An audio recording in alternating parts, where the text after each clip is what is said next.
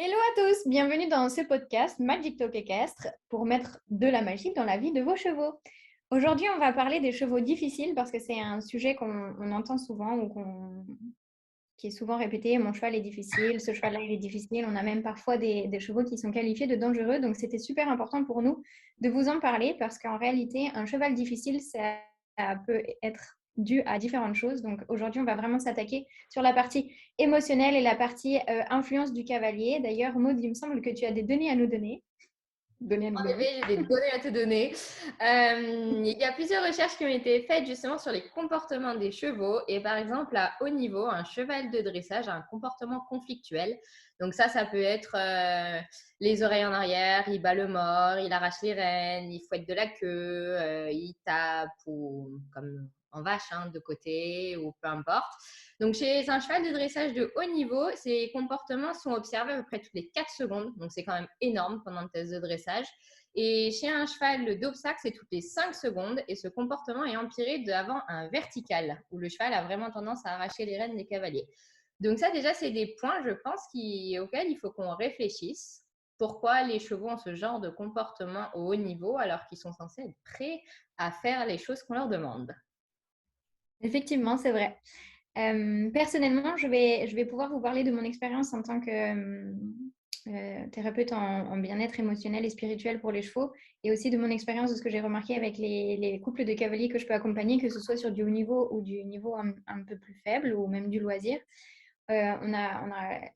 Il y a quelque chose qu'on a tous établi et qu'on sait très bien, les chevaux sont des animaux qui sont très sensibles et qui sont aussi très sensibles à leur environnement, ce qui est dû à le fait que ce sont des proies à la base, qui sont obligés d'être en sensibilité avec leur environnement.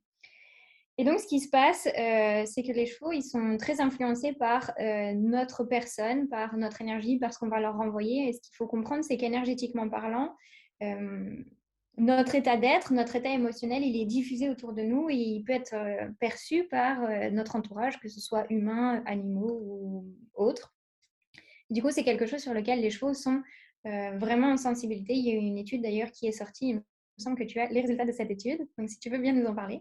En effet, c'était une étude donc, qui présentait des vidéos aux chevaux. Donc, on demandait au cheval d'être au cinéma, ni plus ni moins. Et sur les vidéos, il y avait une personne de bonne humeur. Et sur la vidéo d'après ou d'avant, parce que les vidéos étaient dans des ordres aléatoires, une personne de mauvaise humeur. Donc, il y avait deux acteurs, ces deux actrices même, jouaient une fois la personne de bonne humeur, une fois la personne de mauvaise humeur pour éviter qu'il y ait on va dire que ce soit vraiment la personne qui influence le cheval. Et ce qui était hyper intéressant, c'est que quand les chevaux regardaient les vidéos, à chaque fois qu'il y avait la vidéo avec la personne de mauvaise humeur, le cheval avait le rythme cardiaque qui augmentait. Donc ça, c'est des signes primaires de stress. Il avait aussi la tête beaucoup plus haute, une attitude plus élevée, les oreilles en arrière, les naseaux pincés. Il détournait aussi la tête de la vidéo. Donc ça le mettait dans un inconfort. Donc ça, c'est quand même quelque chose qui est... Sachant que les vidéos n'avaient pas de son. Donc c'était vraiment juste des gestes et des expressions faciales des personnes qui étaient sur la vidéo. Donc, c'est-à-dire que le cheval, il est vraiment capable de lire vos émotions, sans parler de les ressentir, parce que là, c'est à travers une vidéo, mais même à distance, il est capable de voir votre tête et de vous dire, oh là, ceci a une mauvaise humeur aujourd'hui, il faut faire attention. Effectivement, oui, c'est quelque chose qu'on voit beaucoup de toute façon. Il faut aussi penser que le cheval, il a quand même sa communication à la base, c'est quand même la communication qui s'occupe du corps. Il communique grâce à la communication non verbale à la fois. Donc, c'est quand même quelque chose qu'il faut bien qu'on ait en tête, c'est que eux, leur communication de base, c'est de la communication non verbale. Donc, ils vont faire vraiment attention à notre corps, à notre état d'être, à notre état émotionnel. Également, à cheval aussi, ça c'est quelque chose que je répète régulièrement, mais on pense, à mon sens en tout cas, on ne pense pas suffisamment à l'impact du cavalier sur le cheval, sur sa disponibilité, sur sa locomotion, sur sa manière dont il peut fonctionner, il peut réagir à ce qu'on va lui demander. Il faut savoir que nous aussi on a des muscles, nous aussi on a des tendons, nous aussi on a des os et on n'est pas forcément hyper aligné, on n'est pas forcément hyper droit. Et ce qu'il faut savoir, c'est qu'il y a des chevaux qui sont des fois tellement sensibles que être assis à un demi-millimètre de travers, bah, ça va avoir complètement une réponse différente sur une même action par rapport à un cheval. J'ai l'expérience avec mon cheval. Moi, si j'ai le bassin légèrement comme ça, légèrement décalé un peu vers la gauche, il va complètement changer sa trajectoire par rapport à si j'ai le bassin qui se remet légèrement sur sa gauche pour être parfaitement en équilibre, où il va du coup rester droit. Donc, ce qu'on va avoir comme réaction, on va se dire, oh, ben, il marche pas droit, il est chiant, il fait pas ce que je veux faire, alors qu'en réalité, c'est juste mon bassin qui n'est pas correctement au bon endroit à quelques millimètres près. Donc ça, c'est des choses qu'il faut qu'on se mette en tête parce que les chevaux sont quand même hyper sensibles, ils sont aussi hyper doués à répondre à l'action même. Donc, s'il ne répond pas correctement à l'action ou s'il ne fait pas l'action correctement, ça peut être une raison du fait que le cavalier perturbe quelque chose, que ce soit par ses émotions, que ce soit par sa propre tension. Si le cavalier il est stressé, il est tendu, il va forcément induire, ou alors il va, je pense, induire un stress plus, c'est ce que l'étude nous a dit, enfin c'est pas ce que je pense, c'est d'ailleurs ce que l'étude nous a montré, il va induire une réaction chez le cheval qui peut être notamment une augmentation de stress. Donc il faut faire attention à vos émotions, il faut faire attention à votre état d'être, est-ce que vous êtes tendu, est-ce que vous êtes relâché, est-ce que vous respirez correctement. C'est ce qu'on a remarqué beaucoup avec les cavaliers que j'accompagne, en tout cas sur le terrain. Simplement en modifiant la respiration du cavalier, on a remarqué que le cheval avait tendance à se relâcher, à venir chercher un étirement simplement en relâchant la respiration du cavalier. Donc ça, c'est des choses qui sont hyper intéressantes. Vous pouvez d'ailleurs tester, vous, à la maison, à faire de la cohérence cardiaque. Vous pouvez trouver les liens sur YouTube, vous tapez cohérence cardiaque. Vous mettez au pas sur votre cheval reine longue, vous voyez comment il fonctionne, vous faites vous de la cohérence cardiaque dessus et vous allez voir sa réponse derrière, vous allez voir l'exercice, c'est assez fun. Est-ce que tu Et as des choses à ajouter sur ces sujets-là? sachant que justement, l'étude, elle avait trouvé quelque chose d'hyper intéressant par rapport à nos émotions. C'est que les chercheurs avaient une hypothèse, c'est que lorsqu'ils regardaient la vidéo négative avec la personne de mauvaise humeur, les chevaux auraient peur de cette personne parce qu'elle était de mauvaise humeur et que du coup, ils n'aimeraient pas s'en approcher. Et en réalité, quand le cheval a rencontré cette personne, il a eu l'effet, un comportement tout à fait opposé. C'est-à-dire qu'il a essayé d'aller voir cette personne, qu'il a essayé de l'approcher, de la toucher, de lui faire du grooming. Donc, du coup, ça a sidéré un peu tout le monde et ils se sont dit pourquoi. Et en fait, le cheval, c'est un animal de groupe. Il y a une hiérarchie qui est bien installée normalement dans son groupe. Et du coup, les chercheurs se sont dit, peut-être qu'ils voient une personne de mauvaise humeur comme une personne dominante. Et c'est pour ça que le cheval essaye d'aller la voir et essaye de dire, je suis là, ça va aller, je me fais petit, mais je suis là quand même. Donc ça a été leur première hypothèse. Et la deuxième, c'est que peut-être le cheval, il essaie tout simplement d'apaiser la personne de mauvaise humeur. Donc vous, quand vous êtes de mauvaise humeur, que vous voulez faire vite, que vous n'avez pas le temps, oui, parfois votre cheval, il vient, il essaye de chercher des câlins, il va tourner sa tête, il va vous regarder quand vous allez sangler, ou alors il va bouger un peu quand vous allez lui mettre le filet. Mais en fait, c'est juste qu'il essaye de vous apaiser.